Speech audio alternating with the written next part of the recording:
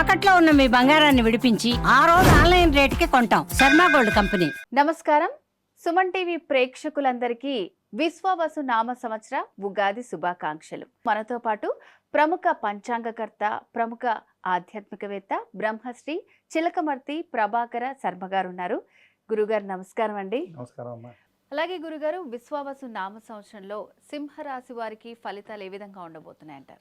సింహరాశి వారికి శ్రీ విశ్వావసునామ సంవత్సరం చిలకమర్తి పంచాంగరీత్యా దృక్ సిద్ధాంత పంచాంగ గణితం ఆధారంగా ఈ రకమైనటువంటి గ్రహస్థితి ఉంది. సింహరాశి వారికి ఈ సంవత్సరం జన్మకేతు కళత్రంలో రాహు సంచరించడం, సింహరాశి వారికి ఈ సంవత్సరం అష్టమ శని ప్రవేశించడం, అలాగే సింహరాశి వారికి ఈ సంవత్సరం లాభస్థానంలో బృహస్పతి అనుకూలంగా ఉండడం చేత మధ్యస్థం నుండి చెడు ఫలితాలు సింహరాశికి అధికంగా ఉన్నాయి. సింహరాశి వారికి అష్టమ శని ప్రభావం చేత ఆరోగ్య విషయాలు, గొడవలు, కుటుంబ విషయాల్లో జాగ్రత్త వహించాలి. సింహరాశి వారు ఆరోగ్య సమస్యలు, కుటుంబ సమస్యలతో ఇబ్బంది పడబోతున్నారు ఈ సంవత్సరం.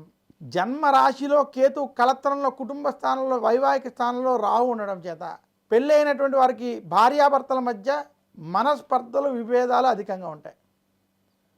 అలాగే ఎవరైతే వివాహం వంటివి కానటువంటి వారికి ఏదో ఒక సమస్య కుటుంబంలో ఇబ్బంది పెడుతూ ఉంటుంది.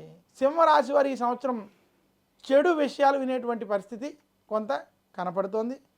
ఖర్చుల విషయాల్లో లేదా హాస్పిటల్ వంటి వాటి విషయాల్లో కొంచెం జాగ్రత్తలు వహించాలి. సింహరాశి వారికి నిరుద్యోగులకి ఉద్యోగ ప్రయత్నాల్లో ఇబ్బందులు కలగడం, ఉద్యోగస్తులకు ఉద్యోగంలో రాజకీయ ఒత్తిడి వంటివి అధికంగా ఉన్నాయి. సింహరాశి రాజకీయ నాయకులకి ఈ సంవత్సరం అంత అనుకూలంగా లేదు. సింహరాశి విద్యార్థులకి మధ్యస్థ ఫలితాలు ఉండబోతున్నాయి.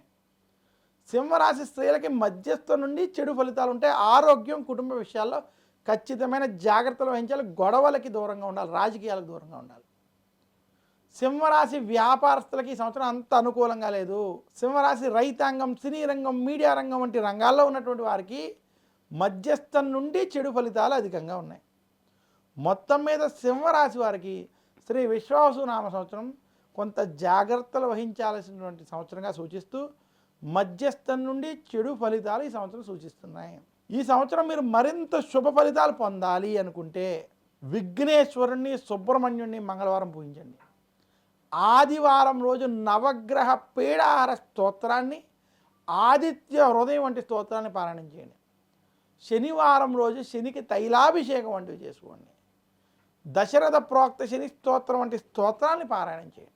అలాగే గురుగారు, సింహరాశి వారికి ఈ విశ్వావసు నామ సంవత్సరంలో ఆదాయ వ్యయాలు, రాజపూజ అవమానాలు ఏ విధంగా ఉన్నాయంటారు? సింహరాశి వారికి శ్రీ విశ్వావసునామ సంవత్సరంలో ఆదాయం 11, వ్యయం 2.